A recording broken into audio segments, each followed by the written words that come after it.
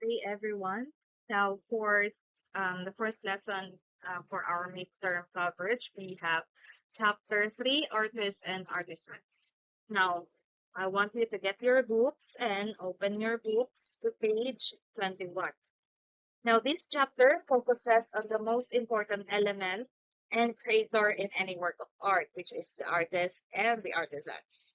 Now, their medium, technique, and process in their arts stem from their urge to create, which is universal and widespread. Now, artists and artisans are driven by their sense of wonder and curiosity. Now, the stages in their creative process would reflect the notable works from such different artists and artisans that were given the highest recognition and award from our country in the development of Philippine arts. Now, when we say artist, the word artist is generally defined as an art practitioner or an individual who creates indirectly functional arts with aesthetic value using imagination. Okay, such as a painter, a sculptor, choreographer, dancer, writer, poet, musicians, etc., who produces or creates indirectly functional arts, no? Okay, now they provide us with paintings, sculptures, dances, music, and literary pieces, and so on. And it means, or as a mean to provoke our thoughts, ideas, and emotions that are necessary to discover ourselves and our being. Now, artists are creative individuals who use imagination and skill to communicate in an art form. Okay.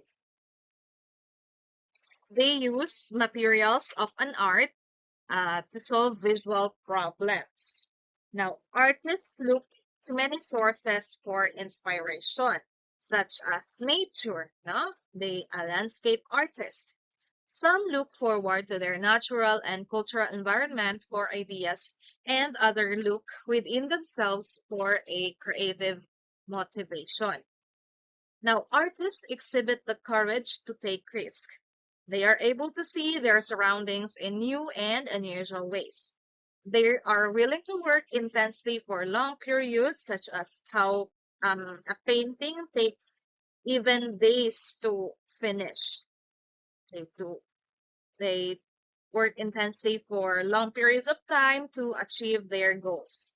Now, some artists are self-taught and have been called folk artists because they are not educated in traditional artistic methods.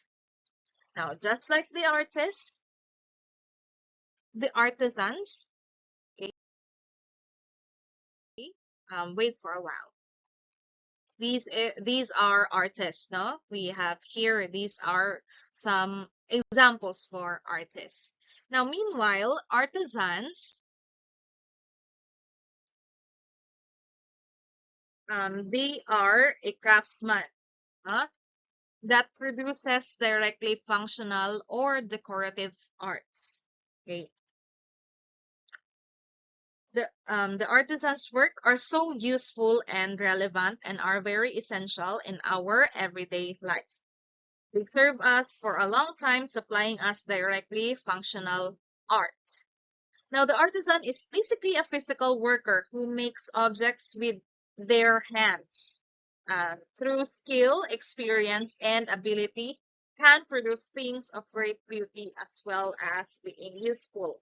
Say, for example, we have here such as waving. So directly functional, it's because they are waving cloth, and cloth is used for our clothes. Okay, say for example, the second one, they are waving baskets, no? They are waving baskets to be used for as a storage, no? And here we have um, what we call pot making. They are making pot, and pot um, is using for native cooking. Say for example, kana pang mga sa ganit tawag ana class na limot to sa Bisaya ana. For mga ginagamit na siya para magluto. Labaw nag if you really want to have that native type of cooking. Okay. Now, these artists and artisans are what we call sila ang mga people, no? Or art maker. But ang difference lang nilang duha is when we say artist, they create works for aesthetic or emotional expression. And they uses creativity, no? Artistic expression and creativity.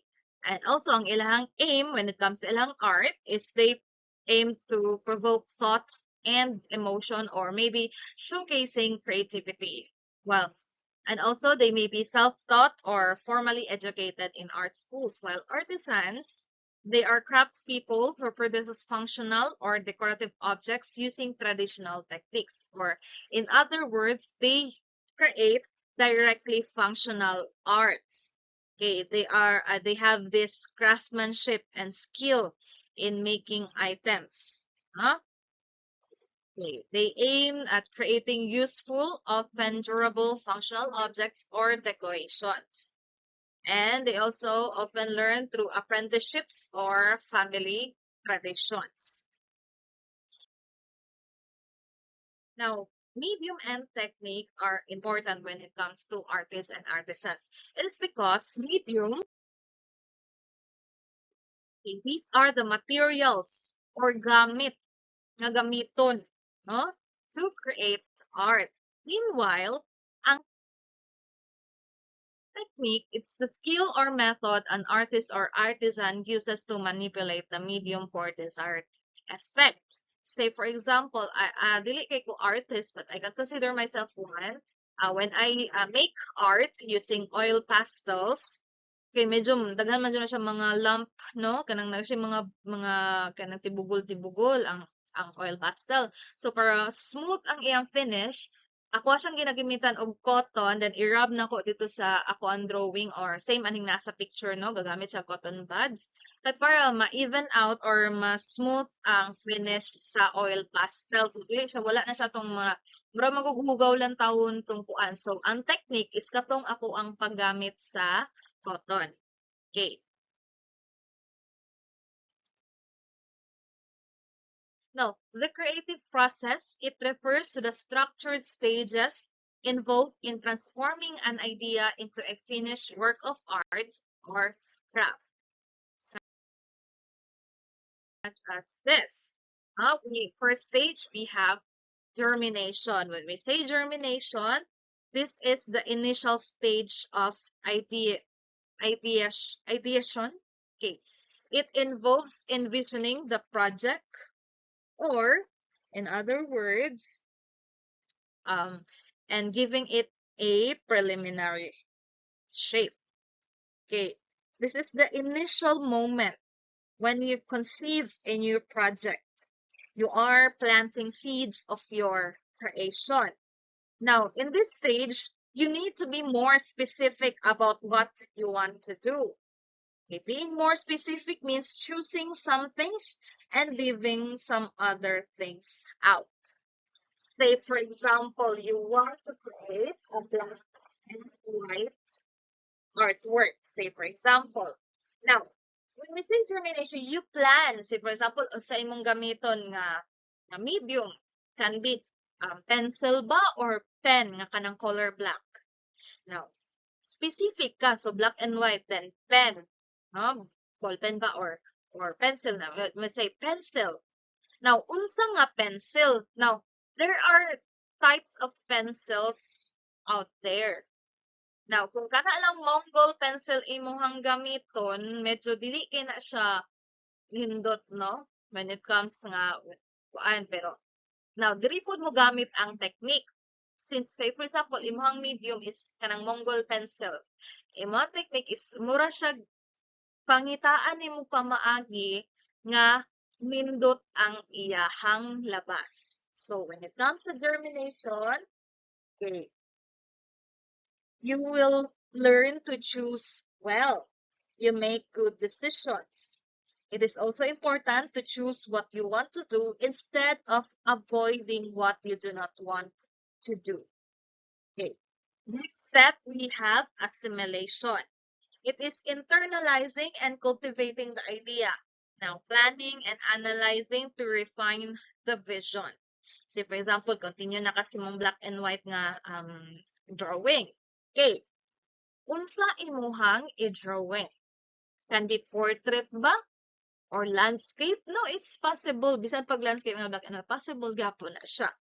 Unsa ba imong gusto mo? Ra ba og cartoony or you want to be realistic? So diri na sa assimilation, diri na pud to mahitabo tong naa kay mga trial and error, no? Okay. And lastly, we have completion, no? Diri na naka-finalize na and imo nang i-present imuhang artwork sa audience. Okay. Now, the three stages in art making. In the creative process, the artist undergoes 3 stages of experience. Say, for example, pre-production or subject development. Okay, this ends when the planning is concluded and the content starts being produced. Okay, say for example, mag-drawing ka og portrait. And gusto mo ibutang sa imuhang portrait nga makaingon ng audience nga makarelate sila. So you really want to plan your art based sa unsa imuhang gusto i-evoke nga emotion. Okay, drawing na. Okay, next we have production. So when we say production or medium manipulation, this is a method of joining diverse material inputs and an important input such as plans, know-how to make something for consumption or the output. It is the act of creating output, a good service that has significantly contributes to utility of individuals. Okay, and lastly, we have post-production or the completion. Now, once your artwork is finished, it will be displayed or exhibited, circulated or performed for the audience and public to see, watch, and appreciate. Okay. Now, the art market. Now, when we say the art market, it is an economic ecosystem that relies not only on supply and demand, but also on the fabrication of a work's predicted future monetary and or cultural value. Now, the art market can somewhat appear unclear, no? Because artists do not make art or do not create solely for commercial purposes. No, some artists gusto lang sila maghimog craft, no? Maybe na siguro nang kanang their gusto sila for economic or commercial, gusto nila ipaligya good, but ang ilaha lang is they want to show their artistry. They want to show the audience nga maayo sila ani. Okay. And also, buyers may lack expertise in evaluating the value of their purchases. Say, for example, kana pang, sayon raman ni himuon, no? No, dili. If sayon himuon, ikaw na lang unta kahimo. No, di ba? Na, say, for example, kanang nasa picture, no? Sample kanang bag. Ayun ta nga, sayon raman ni himuon, no? Dili na siya sayon. Because the artist or the artisan, they took time to really, visualize unsay lang gusto himuon. And also kana ilang gieskwilahan class dili na kaingon mahatag rag isa ka oras kabalo na day na sila, no. That took time, no, their skill to develop, and also ang materials put, no, dili siya barato. Now, the following people that I will be discussing are important players in the art market. First one, we have curator. Ang curator class, kay nag-manage na sila sa, say, for example, na sila sa gallery, museum, a library, or an archive. Now, a curator is a manager or the overseer. And usually, a curator or keeper of the museum. They are a content specialist charged with the institution's collections, selecting art to be displayed in a museum, organizing art exhibitions in galleries or public places, researching artists and writing catalogs, and involved with the interpretation or heritage. Now, dili ko na basta-basta dali kay paminaw ninyo nga kaning curator mararaman sa arrange. No. They have to know everything about art. They have to research, no?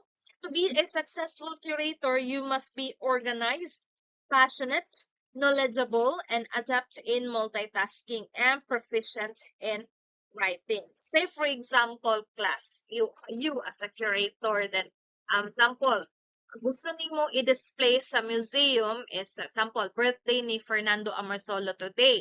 So, gusto ka i-arrange nimo ang museum based on the theme of Fernando Amorsolo. So, as a curator, you must research the artist who is Fernando Amorsolo, unsa iyahang medium and technique when it comes creating sa iyahang individual artworks. Say for example, a certain painting, no? Then i-research nimo unsa ni about, unsa iyang gigamit ani nga medium, unsa iyang technique maybe, and a history about the painting. No, dili lang kay basta-basta tig-arrange lang ka sa painting. Okay. Now, an art buyer is a professional who is knowledgeable in art, who may scout talents for an advertising agency seeking to employ an art director, or who may look for an art for a collector or an institution or company. Say for example, ako, moingon ko sa art buyer nga, okay, since ikaw, art buyer ka, I want you to buy the original, or maybe not original, but kanang close sa original nga. Gusto ko katong Spolarium by Juan Luna. Gusto ko paliton nimo to. Now, art buyer, dili lang ni sila basta-basta mo palit sa art. They will make sure nga ang katong giingon nako nga unsa akong art ipapalit sa yama o yang mapalit. And they are also have this eye in kabalo sila nga dili ni siya kuan kay dili ni siya kani nga paint, dili ni siya mao ang artwork, no? Or say for example, I want you to buy the original Spolarium by Juan Luna. Sample lang. Now, daghan kinagbaligya nga Spolarium by Juan Luna. Now, ang art buyer, they have this talent in really kanang makabalo sila nga ang tinuod di ang art or ang dili ng art. It's because they have studied it. Okay. Now, ang art dealer, they buy and sell artworks, studying market trends and appraising value. Ang kalayan nila sa art buyer, ang art buyer is kato silang mo palit. And also, they are knowledgeable in art. Okay. Now, ang difference ani nila is ang art dealer is a person or a whole company that buys and sells works of art. Say for example, kanang naa sa mga sa gitawag ana oy kanang nalimot ko class, wait lang magunaw na. Okay. But while nagunaw na ako, I will just read. An art dealer is a person or a company that buys and sells works of art. Okay. Art dealer often study the history of art before starting their careers. Okay. Now, ang word na yung akong gipangita class is auction. Okay, ang auction, okay, they sell a public sale in which goods or properties are sold to the highest bidder. Mura siya bidding ba, but when it comes to art dealer, art auction is siya, no? They keep up with the trends and the market and are knowledgeable about the style of art that people want to buy. Say for example, as an art dealer, then gusto ko ibaligya ang certain painting. Say for example, Spolarium by Juan Luna. Now, as an art dealer, knowledgeable ko about Juan Luna and about sa Spolarium painting. Now, ako as an art dealer is I want to encourage buyers or bidders to buy this certain painting by ako ang gi-ingon sila about kung saan siya ka unique ni nga painting. no? Ako na siyang i-compare with other the fine details nga nasa painting with other similar details. Now, lastly, private collectors akong gibutan diri, but nasa inyong book is private collection, which I discussed this previously, no? When we say private collectors, these are individuals or organizations lending works for exhibitions or maintaining personal collections. Mura siya og art collection ba? Ang katong nag-collect sa art, mo to ang atong gitawag nga collection. Now, most of silang art nga kina-collect are privately owned. Okay.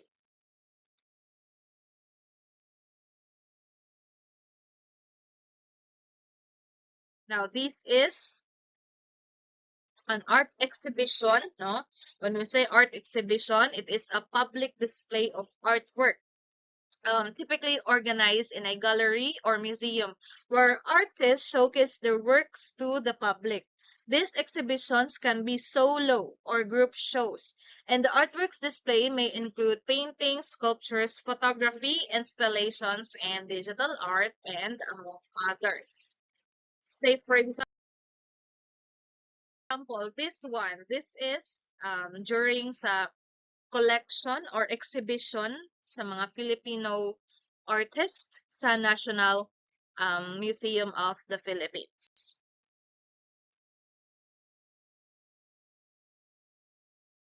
Now, to be recognized in the Philippine arts, it is somewhat a very sa ba na siya? Wait lang sa class ha. Kaya na patawon ko sa company history. Okay.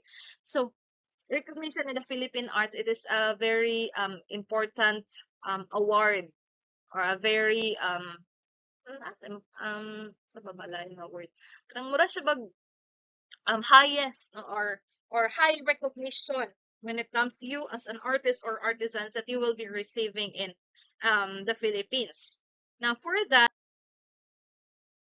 we have two awards.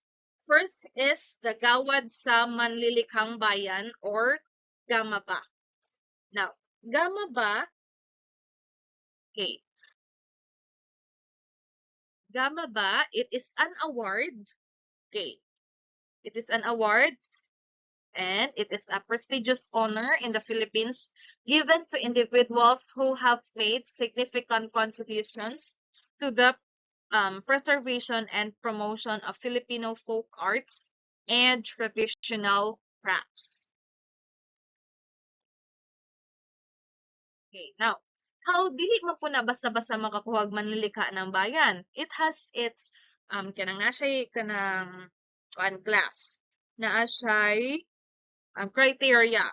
Now, how does one become a manlilikha ng bayan? They must they must be an inhabitant of an indigenous traditional community anywhere in the Philippines that has preserved customs or has syncretized whatever external elements that have influenced it.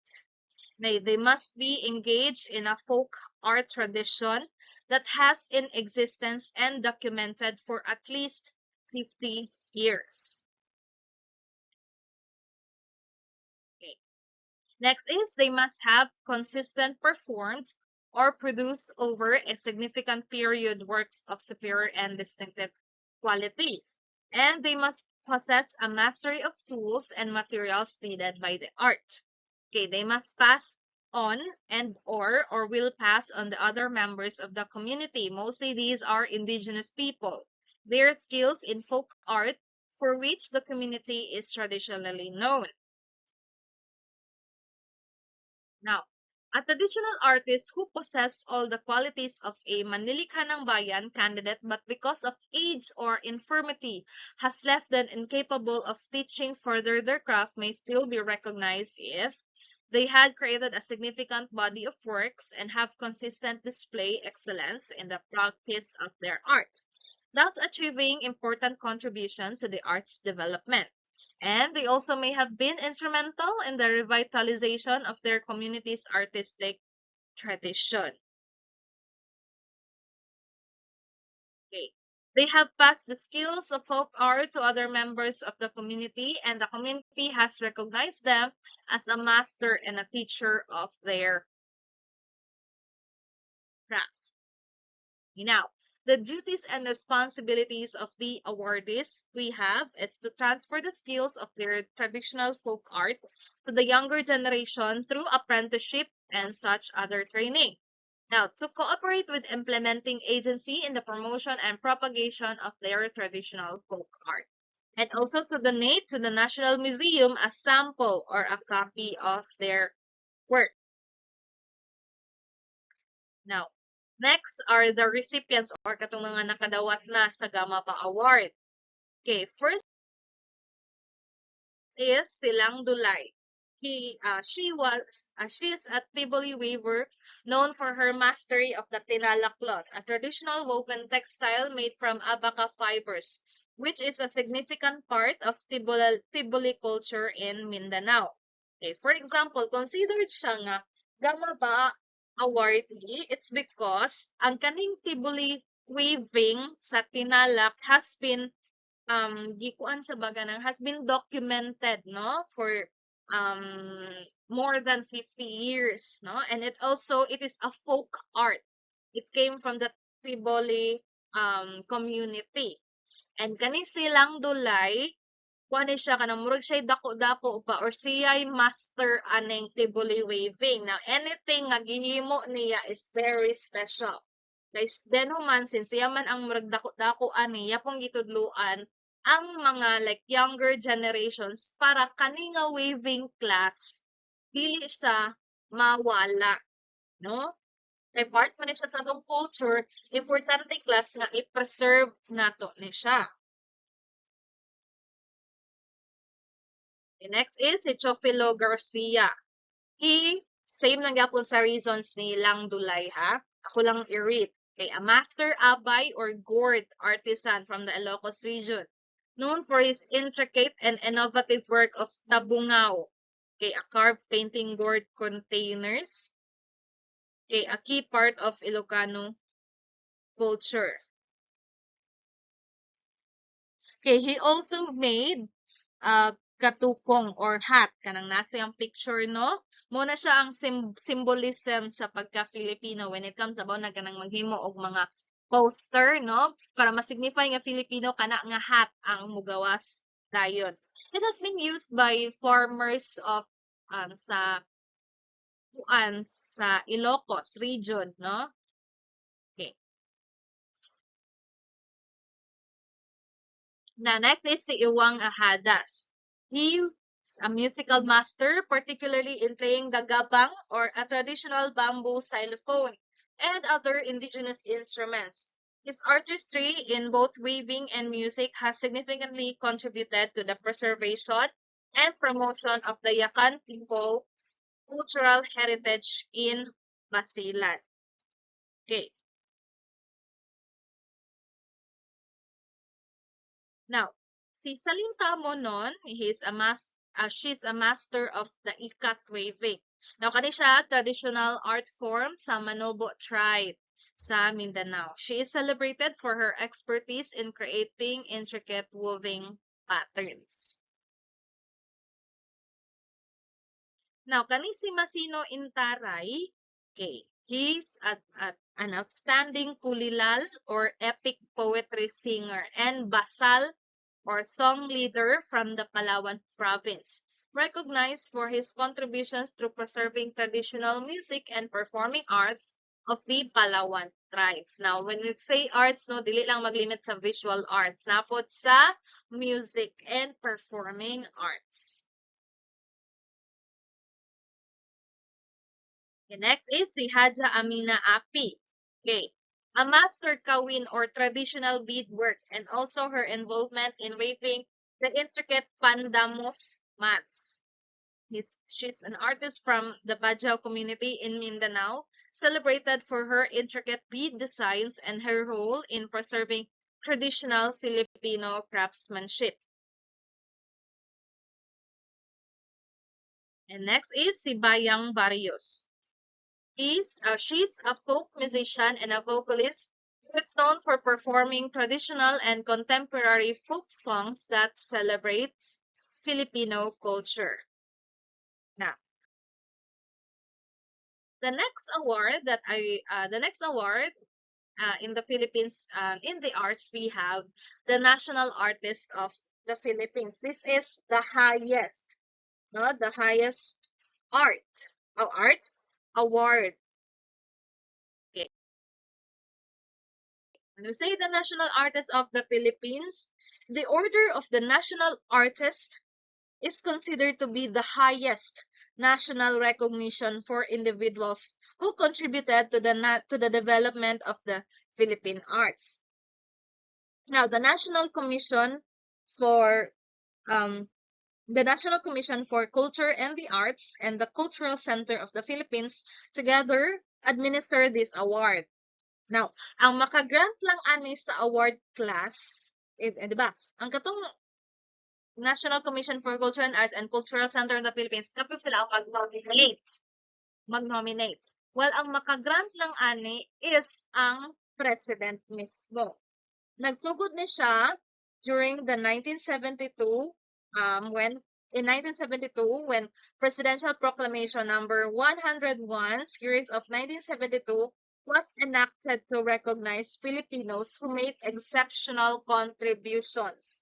Kani siya dili lang siya katong gama ba is for folk artist only, no? Folk artist. Well, kaning national artist, you can be a folk artist or dili man kagikan sa indigenous community, anyone as long as you are Filipino and you made exceptional contributions to the Philippine arts and letters, or when we say poetry, no?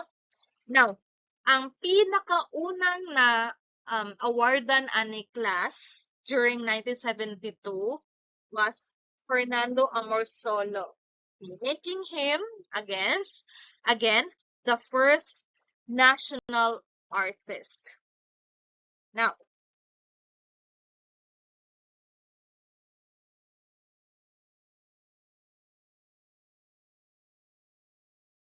okay, no, this one.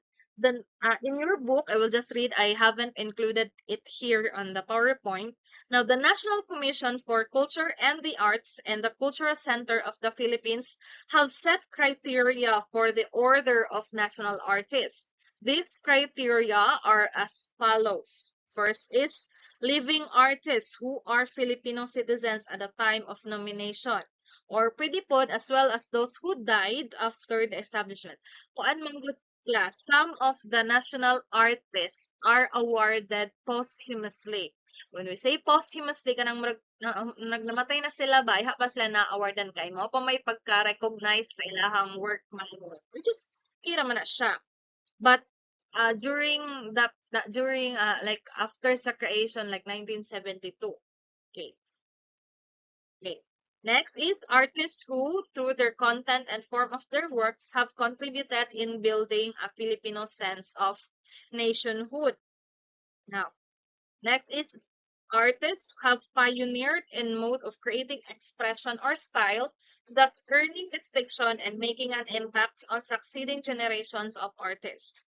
Next is number 4, artists who have created a substantial and significant body of work and are consistently displayed excellence in the practice of their art form, thus enriching artistic expression and style, and artists who enjoyed broad acceptance to prestigious national and or international recognition, such as Gawad CCP para sa sining, CCP 13 Artist Award, and NCCA Alab ng Haraya. And also, they also have critical acclaim and or reviews of their works. Now, karon class, there are a total of 81 awardees. Sa inyong book, no, 81 pa siya kay 2022 pa manggod ni siya. So, we will see to it if pila na sila next. Okay. Now, kaning sa kuan class, national artist, dili lang ni kay isa ka award na ani sila categories, no? Kay lain-lain baya ang categories, no, when it comes sa art. So lain-lain po dapat, to be fair, ang ilahang award for their category. first category, we have the national artists for visual arts. Now, these are the artists that works in visual arts such as painting, sculpture, printmaking, architecture, and design. Next is now the national artist for music. Okay, for composers, musicians, and conductors.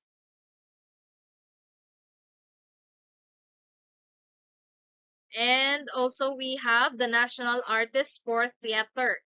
They can be directors, playwrights, or performers. And we have for dance, no?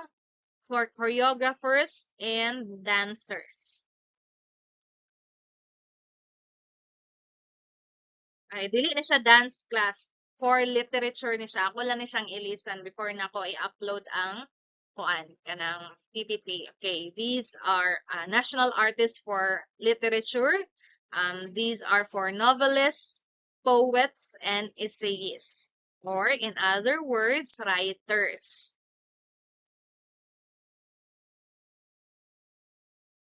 And we have for film, maybe for directors, screenwriters, and actors.